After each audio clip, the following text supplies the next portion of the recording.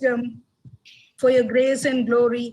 Bless the speakers, the members, the participants, and all around us. We ask this grace through Christ our Lord. Amen. Thank you, ma'am.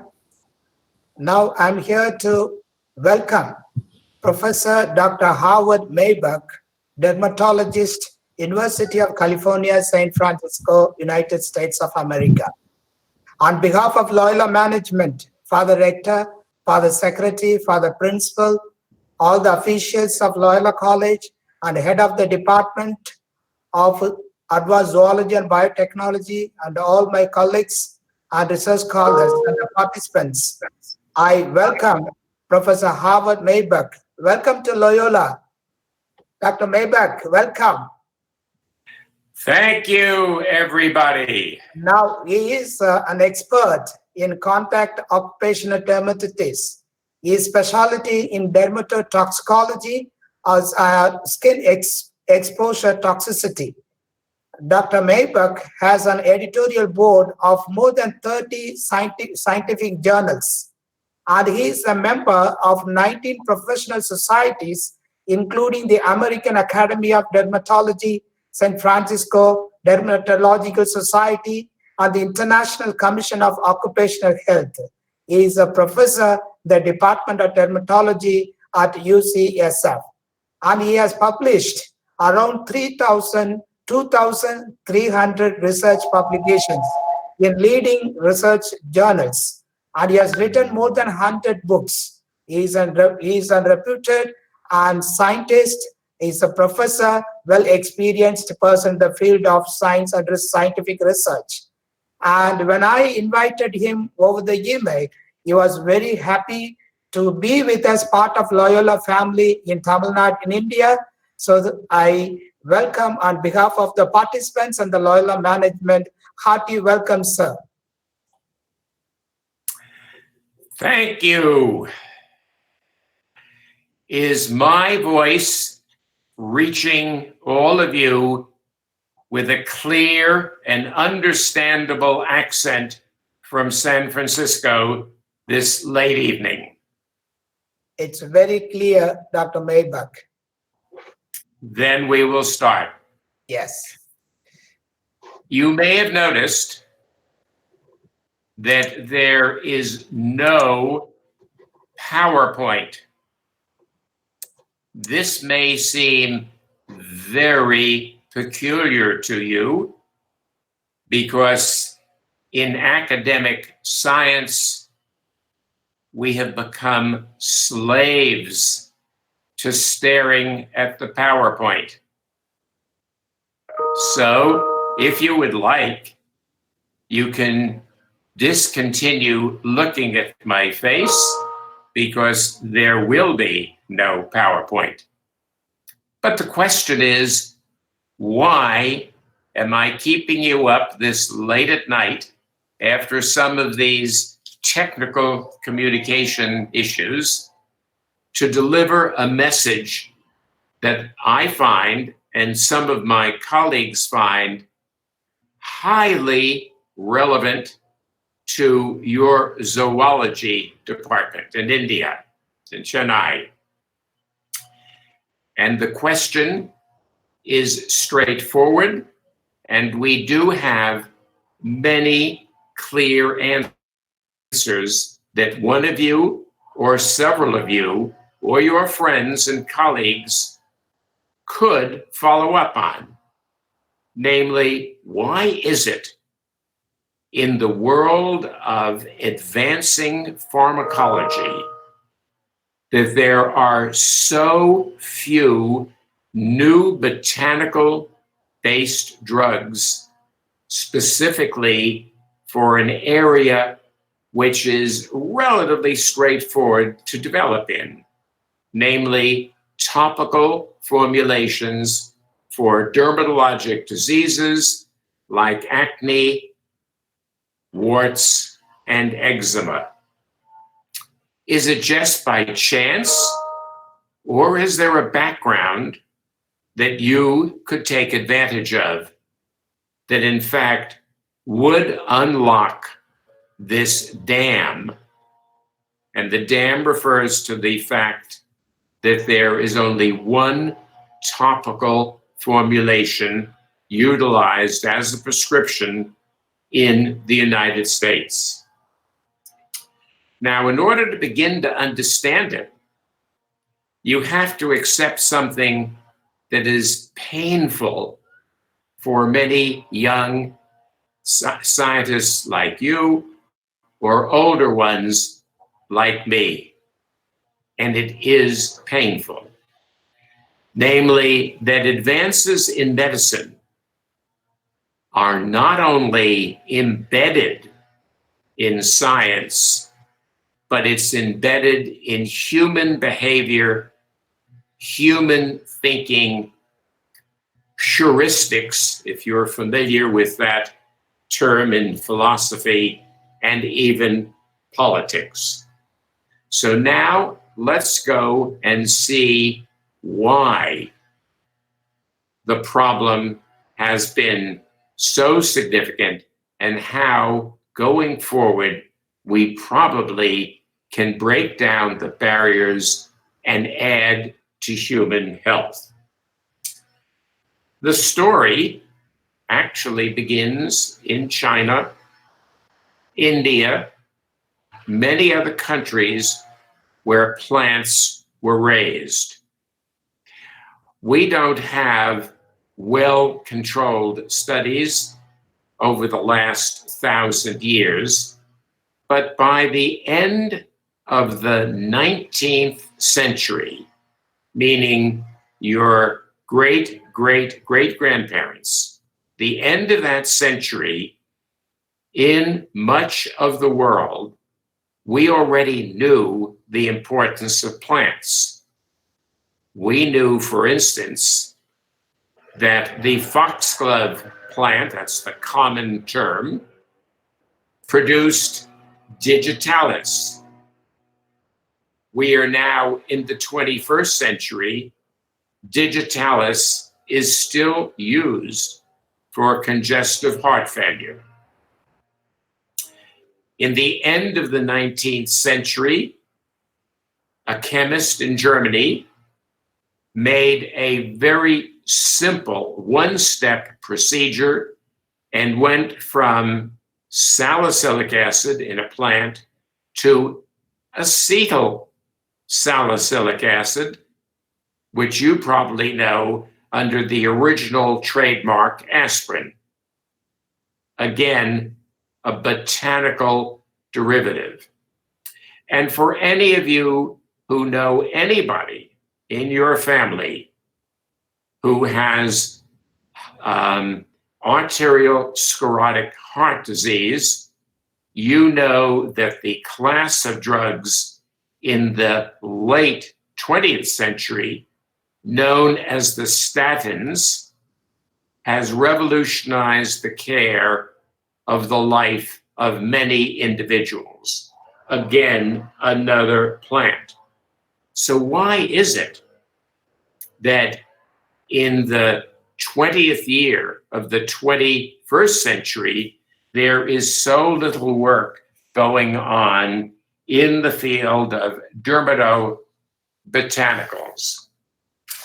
Now, for those of you who are not totally exhausted from your long day of work, I assume it's a work day in Chennai, you must already begin to think of one of the messages that science can take advantage of.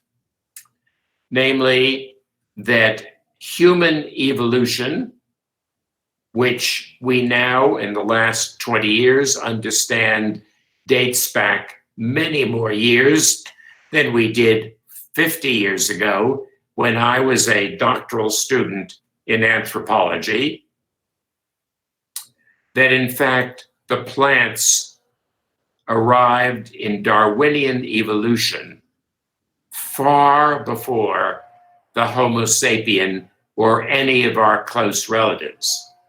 So that should be a titillating thought to some of you, that in the long history of the evolution of plants, that in their survival, they developed protective methods that allowed them to survive to the growing fields of India today.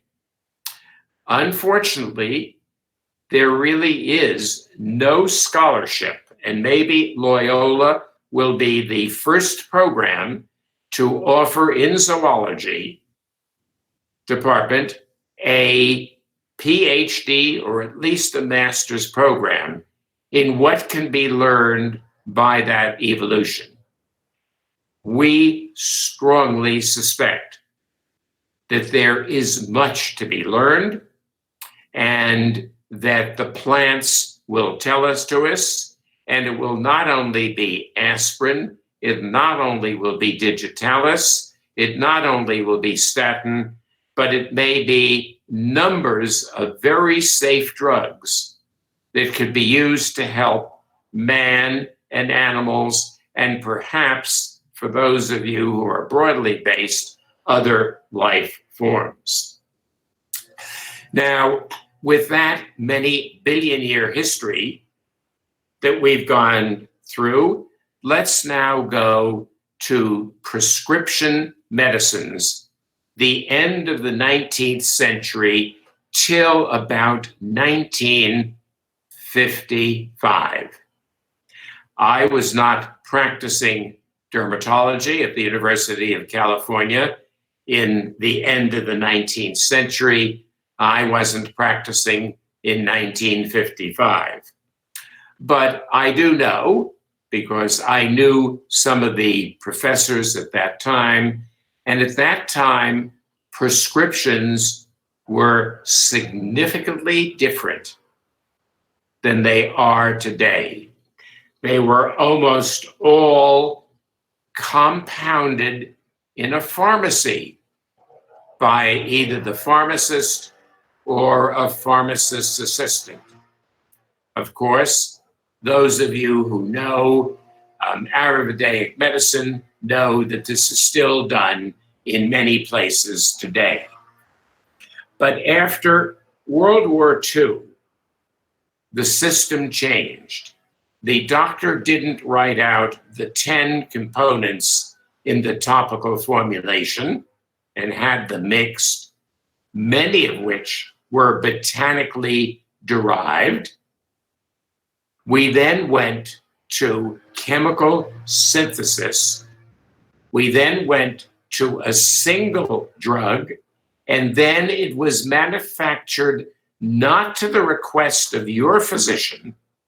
It was manufactured to the judgment of the pharmaceutical industry. And that was the state of the prescriptions, that was the state of the art, and that was the state of the science. When did it all change in the West? When did we go from compounding for one patient at a time to making prescriptions used by hundreds of thousands to millions of people? Well, there is a reason for that, and a great deal of it relates to mankind and human thinking. Your great-grandparents knew that one of the great advances, which occurred first in Germany and then in France, were a group of drugs known as the sulfa drugs, not the element sulfur, but sulfonamides, S-U-L-F-A, sulfonamides. After they were introduced in Germany, perfected in France, they became available before World War II and saved many lives from infection. They were used both orally and topically. But at that time, it was the mentality of the Indian government, the German government, the French government, the American government, that the new pharmaceutical industry, which was just coming into its present form, could make all of the decisions themselves. But then there was a small epidemic in which adults and babies died. They had infections and they were given a liquid solution of sulfonamide, and one company, having very clever chemists, found a solvent that really made it straightforward to solubilize the sulfonamide for oral administration and to keep it stable. But when those deaths occurred, society, not science, rebelled. They said, can we trust the pharmaceutical industry? 2, 3, 10, 20, largely at that time, men, very few women. Can we trust them to make their own safety decisions? So that is when, just prior to the terrible tragedy of World War II, which India was deeply involved in, we got in the United States Food and Drug Administration was given the task to clear not all, but most drugs before they could be commercialized, to determine that they were not safe, but appropriately safe. There's a big difference between those two. So that was the first step to the bifurcation away from botanicals to single or usually small molecules, and not exclusively, but usually organic compounds. Now, World War II occurred. Many countries decided to follow the American plan of the Food and Drug Administration, which we received from our United States Congress and our United States Senate, and the war ended. But then, after the war, the pharmaceutical industry changed again, because before the end of World War II, very few Americans had a college education. It was uncommon. But one of the very few advantages, or one of the important advantages, at least in the United States, was at the end of the war, the Congress and the Senate changed the rules of human civilization and the pharmaceutical industry. They passed legislation that would allow any man or woman who had been in the military in World War II, who obviously survived World War II in Europe and the Pacific, they could get a government-sponsored education. Everybody. So in that burst of education, we had a more informed electorate, because it's not just the scientists, it's the culture and the civilization. So by the early 1960s, our populace had changed, and a very, very personable, creative politician by the name of Estes Kefauver presented, he was a senator, to the Senate and to the Congress, a challenging, radical idea which was shocking to the pharmaceutical industry at the time. The idea was that before you sold a medication from a pharmaceutical company to a pharmacist, you had to have some data, some evidence that the drug really worked. Now, if you've been operating for 100 years under the principle that you just made the drug showed in the late 1930s that it was relatively safe.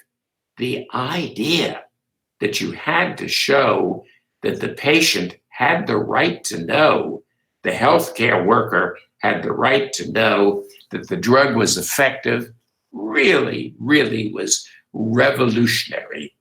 But Senator Kefauver, with his colleagues, got it passed, and you today in India, wherever you are in most countries, you have the advantage that if your healthcare worker gives you a prescription drug, it is not only not safe, but relatively safe, but also likely, with a few exceptions, mainly in the field of cancer, that it really does help some people. Now, all of you know by now in the zoology department that one of the key aspects, really, really key aspects of the modern day efficacy is something known, the abbreviation, you've seen it many times in English, RCT, Randomized Controlled Trials. So for a topical agent, which is what the emphasis is on today, but also for an injectable or an oral agent, a certain number of people receive the active drug, and double-blind, another group receive the placebo. And that development was the first step into the temporary demise of dermatologic botanicals. The second demise was that chemistry post-1960s changed. I have the pleasure of working with people in countries all over the world. I had the pleasure of working on a manuscript from Iran yesterday using elegant chemistry that could not have been dreamed of in the 1960s. We not only today have HPLC, high pressure liquid chromatography, we not only have all types of elegant techniques, NMR, all types of spectroscopy, the new future of the drugs that you people will take will have the advantage of a purity that could not have been conceived of in the early 1960s. So where did that leave botanicals? Well, botanicals are often, and today it's the same, are highly complex, namely in their evolution of the last billion or so years, their survival depended upon developing protection against all types of predatory climates, insects, bacteria, and fungi. So they're rarely a single chemical. Those of you who enjoy the special teas from India or the special coffees from wherever you get your coffees, you know how complex a beverage it is.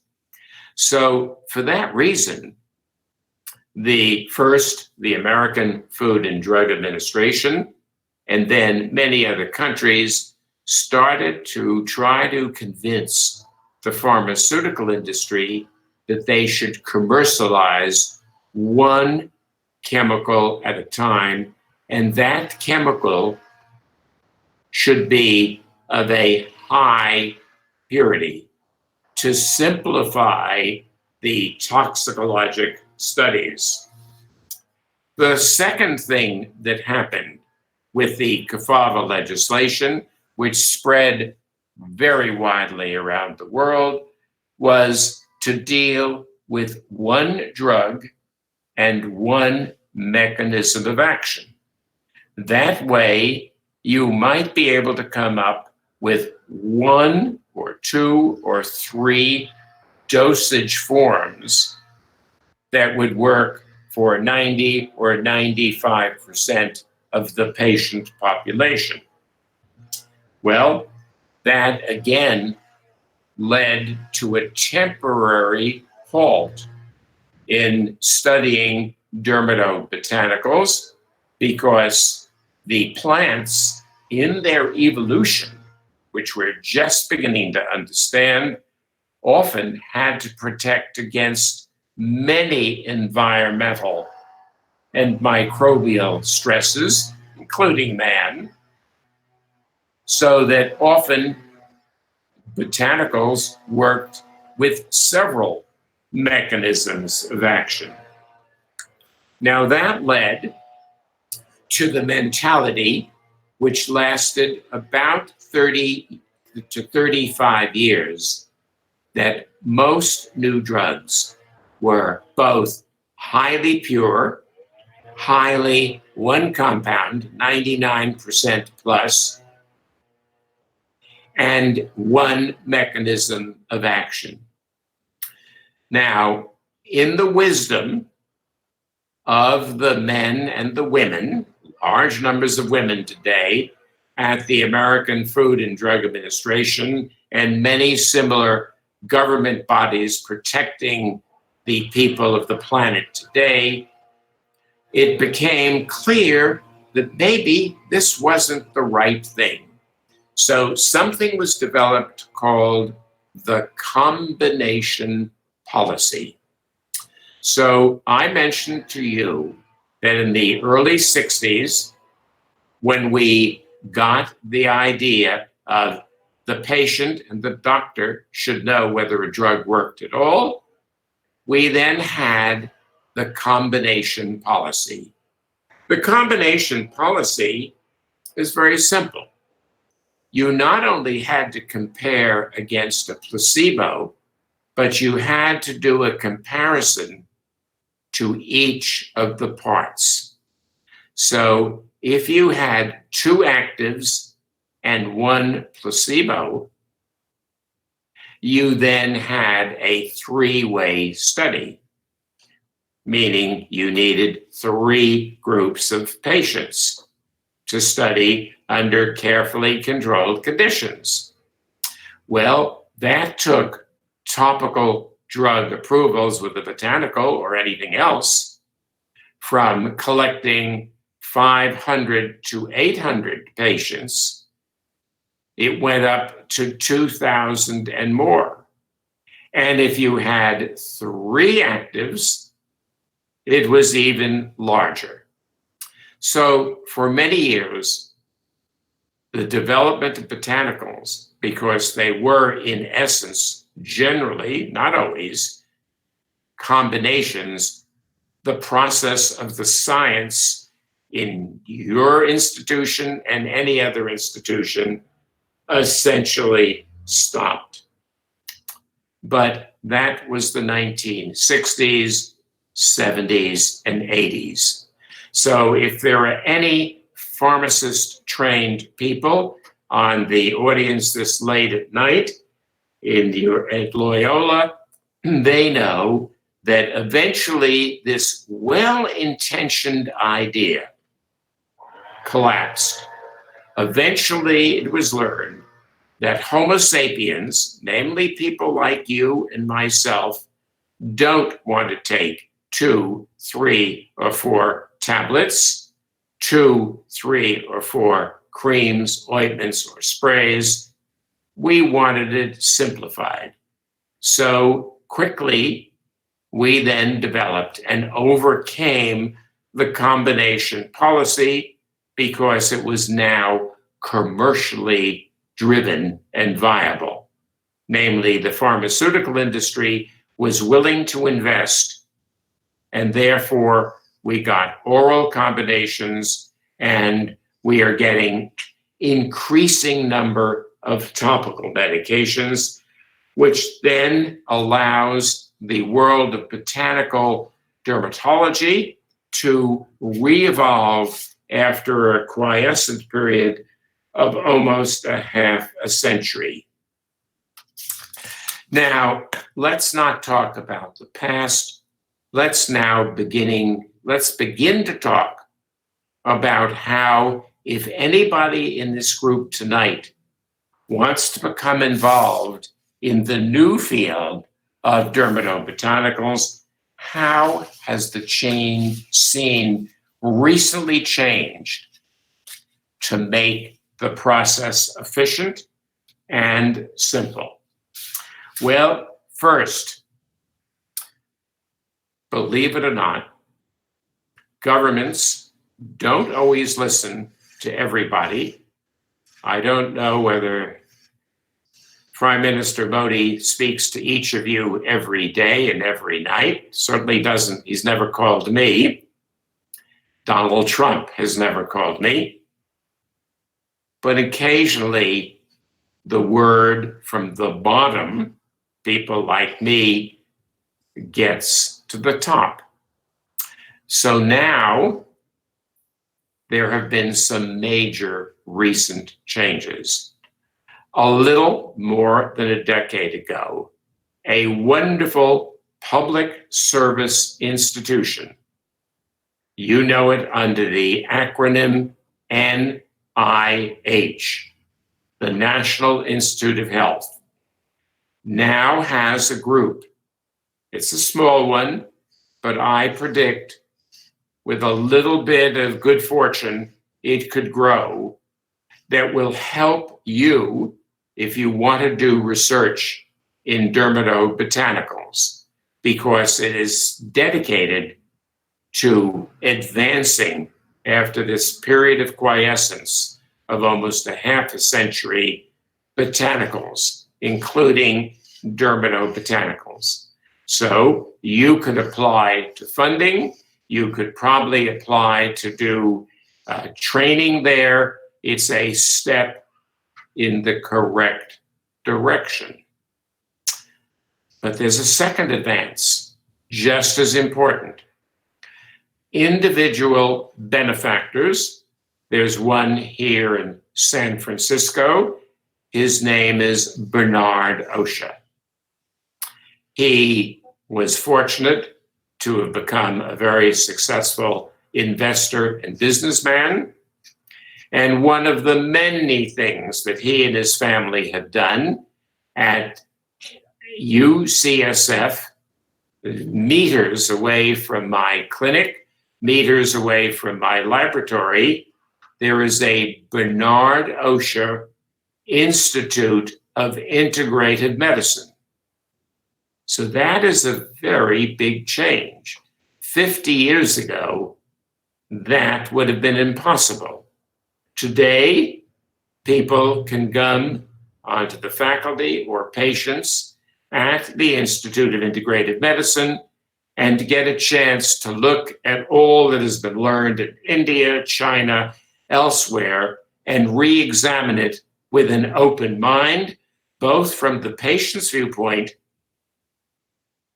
as well as from your viewpoint as potential researchers.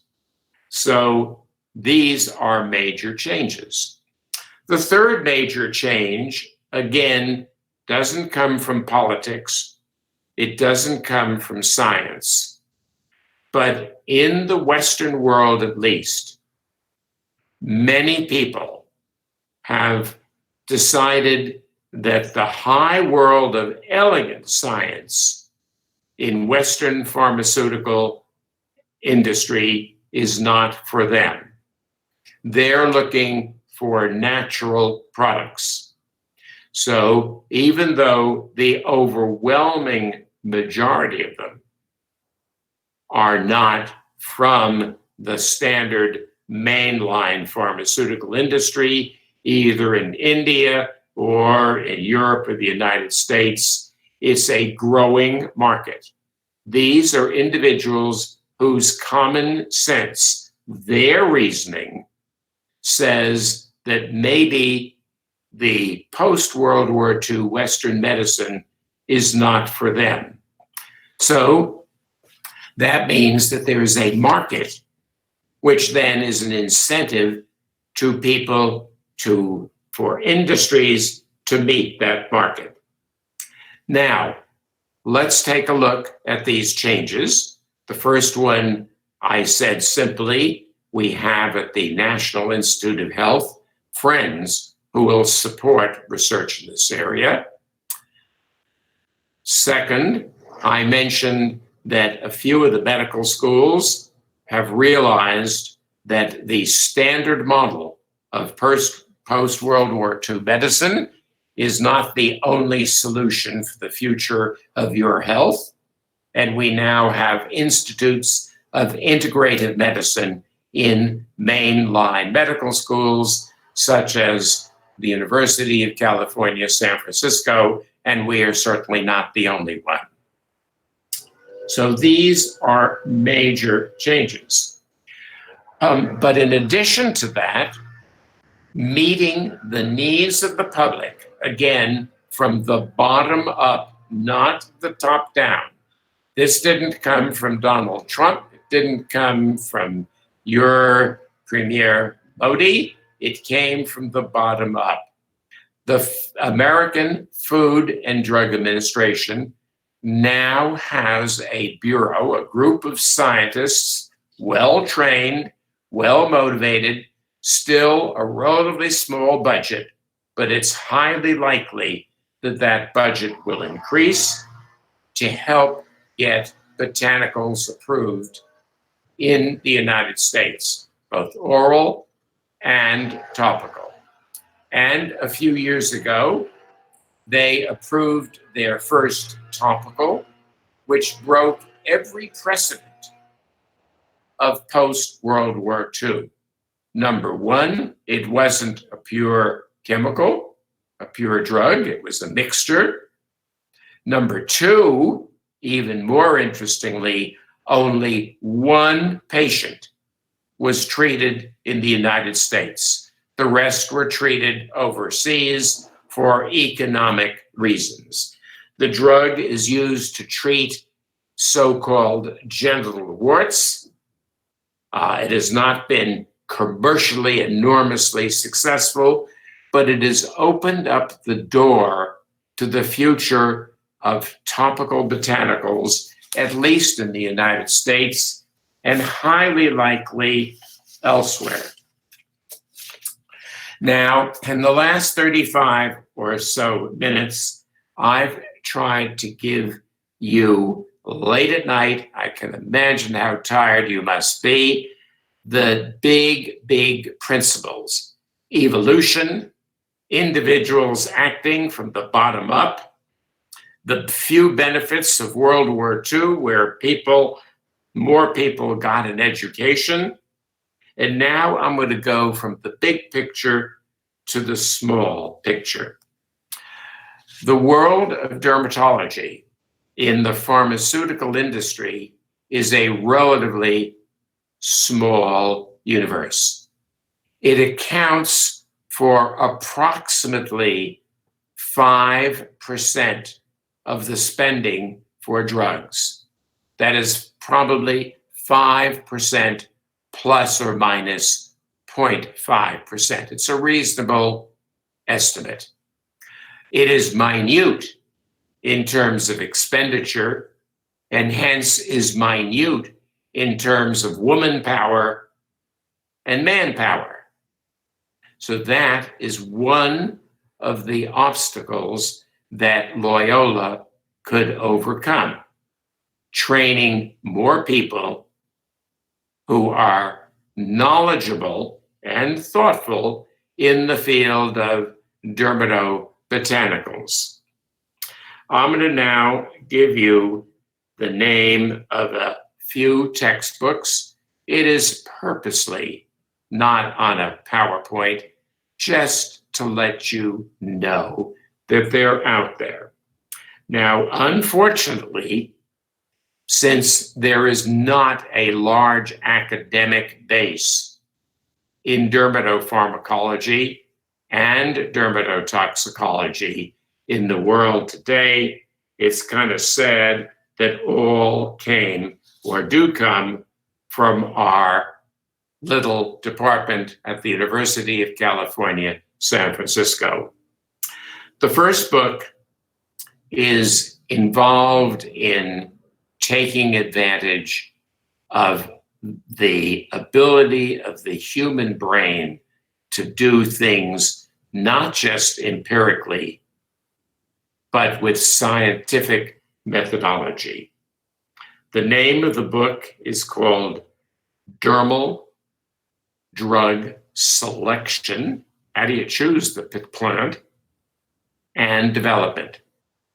And in about 100 pages, we've taken the we is a Dr. Trottet, Trottet, in France, and I have taken our years of watching successes and failures in the development of topical drugs and reducing it to a series of principles. So if you would like a simple primer that you can read after lunch or dinner, it's just a little bit more than 100 pages, ancient paper copies and online. It will help you get a very rapid insight and save yourself empirical developments of the last 50 years and reduce it to principles. The second textbook that might help you is that most, not all, but most of the drugs that work on the skin, whether they're small molecule organic compounds or plant derived, have to get into some compartment within the skin. So with a colleague of mine, a long-term employee of the American Food and Drug Administration, now retired, Robert Brunow, there is a textbook called Percutaneous Penetration. The fourth edition is still available. The fifth edition will be available in a few months. But what it does is it gives you some of the analytic methods and reduces it to simple principles. Can you get the plant derivative into the compartment of the skin that you would like? Both of those books are therefore aimed at the pharmacology part of drug development. But there are a few books that attempt, not as efficiently, unfortunately, it's a little bit more reading, to discuss the toxicology part. The toxicology part is a weak link in the system now, because since dermatology is only approximately 5% of the commercial market, means that 95% of the trained people are not in the area. But there's a little book. I am the first author of this one. It is called Applied Dermatotoxicology. So again, any evening or after lunch, in 100 pages online or hard copy, you then get to know some of the issues that are special for skin that would not be part, say, of cardiology or central nervous system disease. So you're not dealing with a large literature. It has been largely simplified so that you at Loyola can enter the field and catch up with it very rapidly. Now, should you look at the skin toxicology, the dermatotoxicology, the principles are relatively simple. The consumer is largely interested. Does it irritate the skin? We have very good methods for predicting that in advance. Does it produce allergic contact dermatitis? We have very good techniques for doing that. Does it produce anaphylaxis? We've got reasonable techniques to produce that, as well as does it really determine, does it really involve any other internal organs, which are obviously just as important. Now, I've occupied 45 minutes of your time. I'm going to try to end with a few other points of maybe practical value for some of you.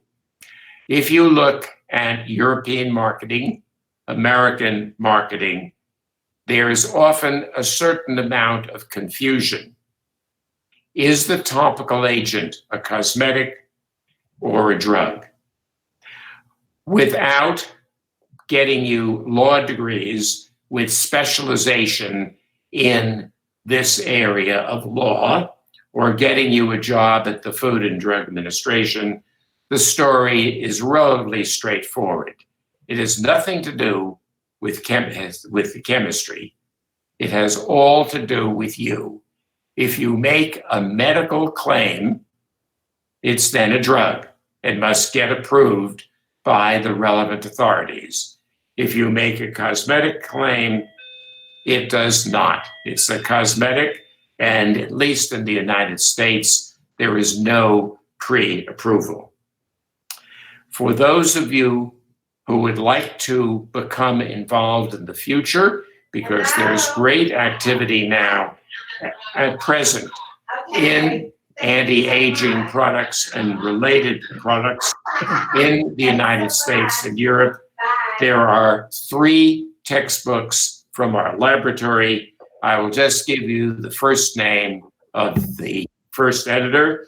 The first one is Baran, B-A-R-A-N. The second one is Barel, B-A-R-E-L.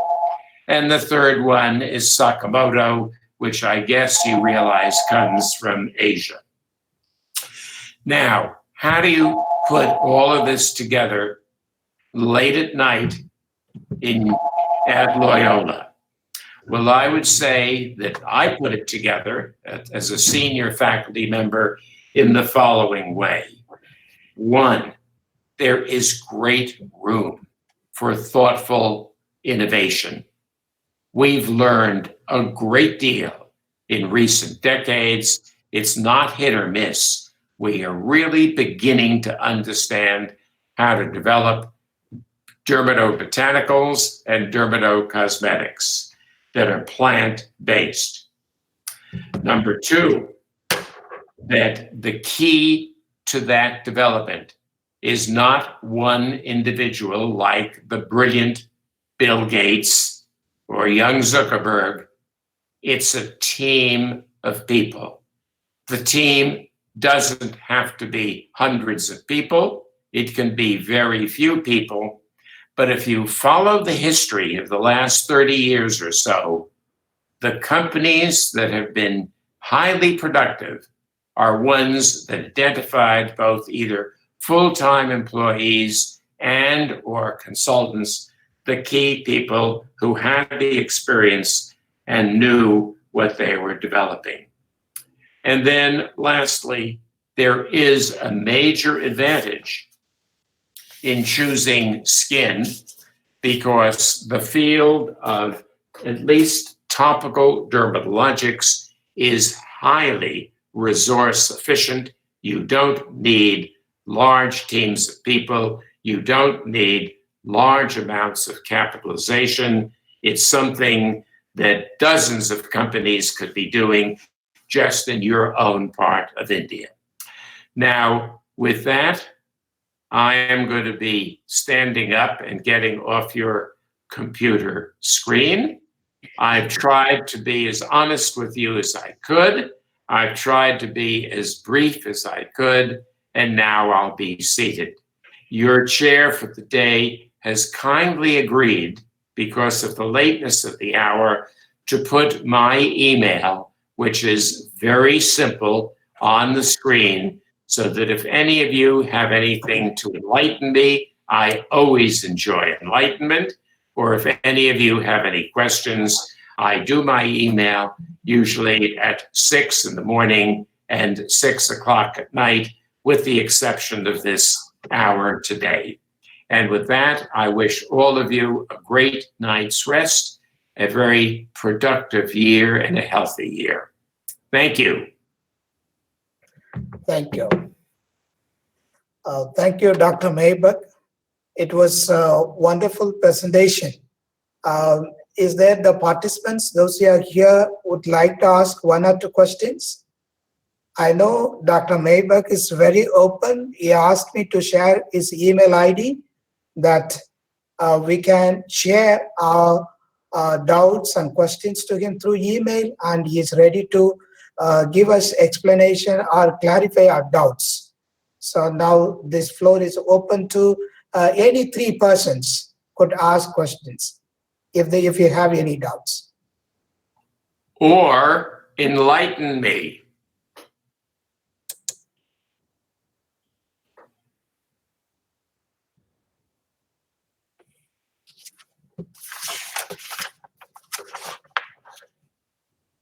Dr. Maibach, it was a wonderful presentation. I have listened, and you said this botanicals containing chemicals are highly useful for treatment of skin infection. Do you have any idea about the coronavirus and the botanicals? What is the role of plant-based chemicals in the treatment of COVID-19?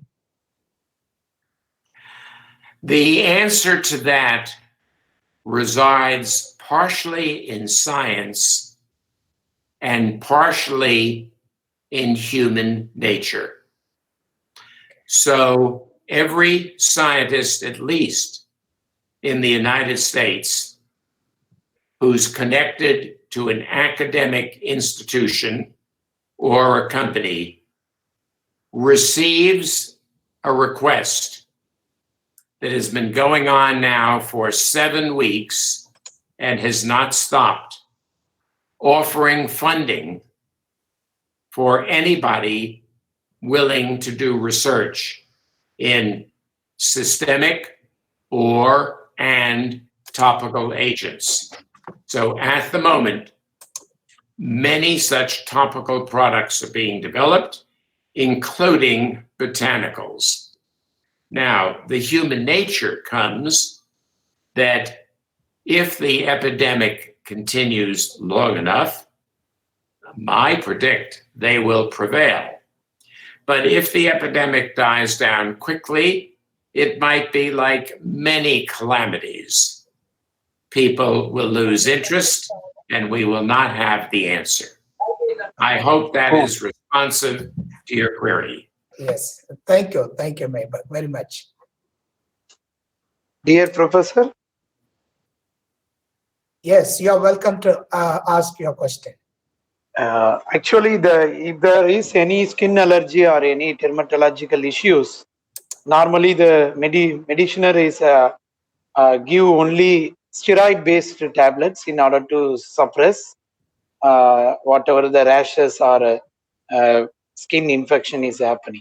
Is there any other remedy other than steroids? Unfortunately, your voice did not transmit clearly.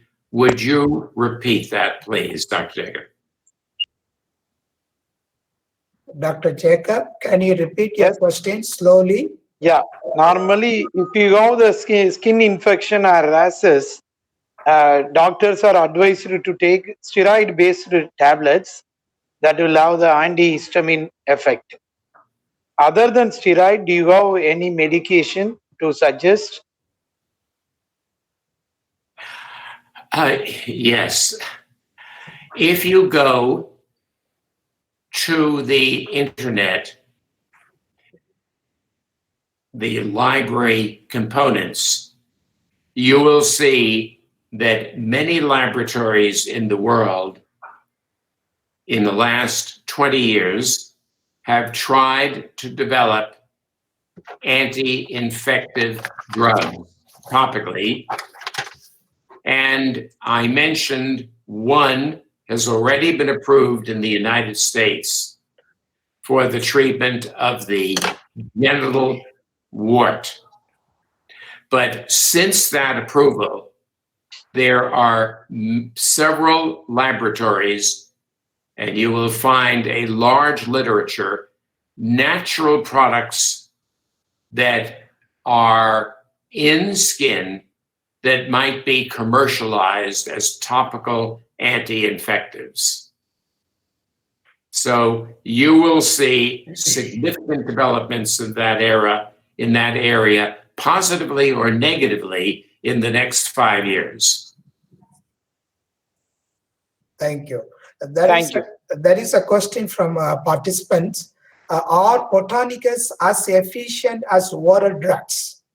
Are botanicals as efficient as oral drugs? And that is a question that has been looked at extensively since World War II. And the answer can be summarized that when there is a choice, most patients and most healthcare workers prefer, when it's practical, to use a topical drug. That is the case whether you're talking about the corticosteroids, the so-called cortisones, or the antibiotics. But sometimes the type and extensive disease is so great that the topicals will not do the job, and it's necessary to use them orally or by injection.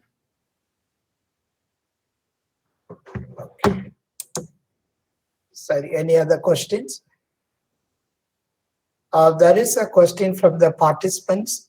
In what way the discovery of vaccines paved the way for the demise of dermatobotanicals? In what way the discovery of vaccines paved the way for the demise of dermatobotanicals? Was the key word there vaccines? Vaccines paved the way for demise of dermatobotanicals. I am not aware of any causal connection. Okay. Very different types of biology and chemistry.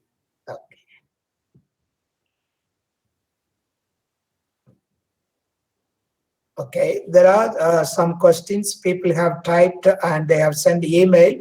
Maybe after this session, I'll forward your email to all the participants. Suppose if they have any doubts, they can contact you through email. I wish you all again a wonderful rest and a productive year. Okay, please And a wait. healthy year, safe of COVID. Okay. Dr. Maibach, please wait for a vote of thanks for a few minutes.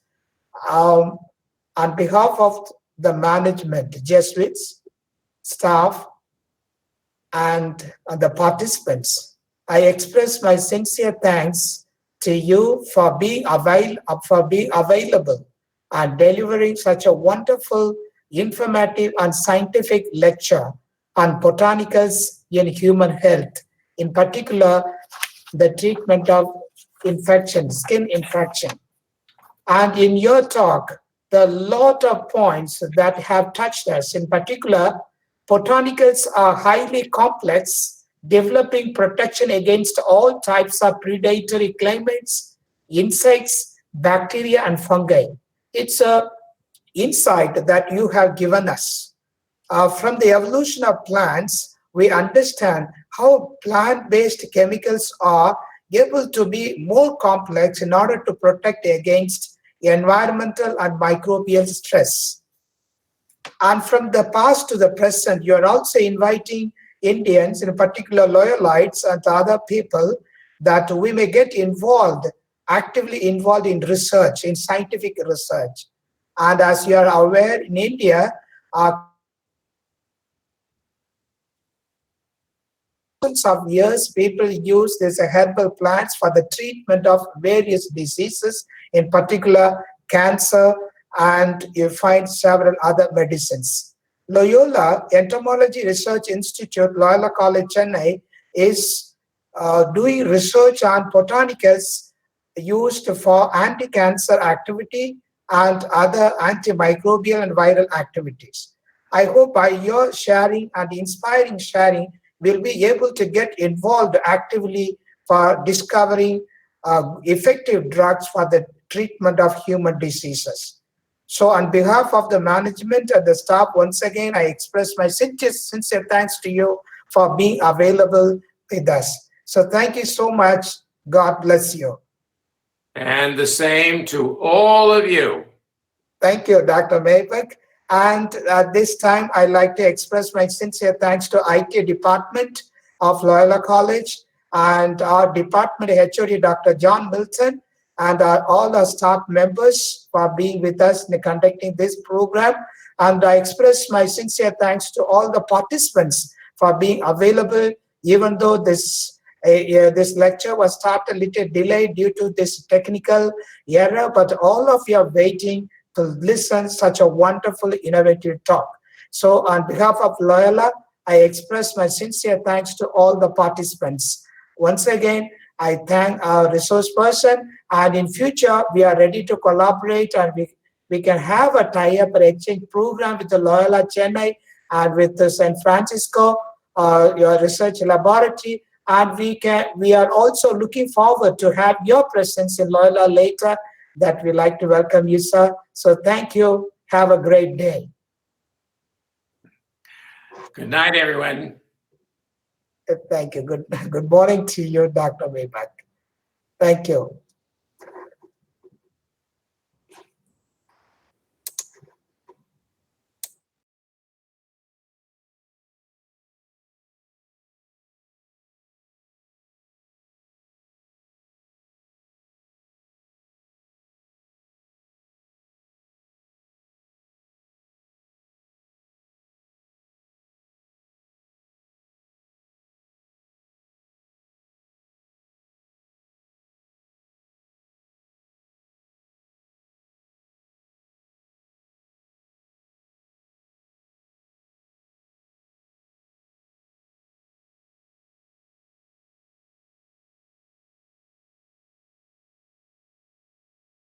Will be given 2 working days. So thank you. Have a great day.